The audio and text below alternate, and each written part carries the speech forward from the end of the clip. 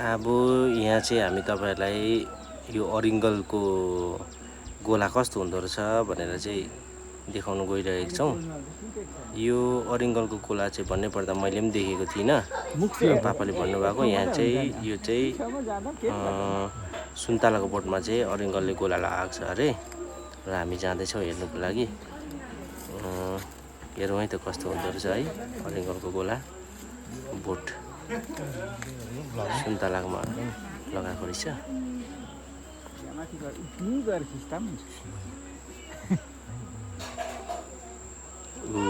यो है साथी हो अरिङ्गल चाहिँ हेर्नुहोस् होला।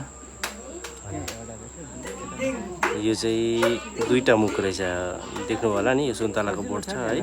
सुन्तलाको बोटमा अरिङ्गलले यसरी लगाएको हुन्छ। यो त पुरै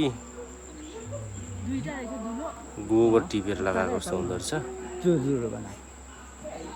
मैले देखेको थिइनँ म यहीँले अब बेलुका चाहिँ यो अरिङ्गललाई हामीहरू निकालेर भुट्ने कुरा छ।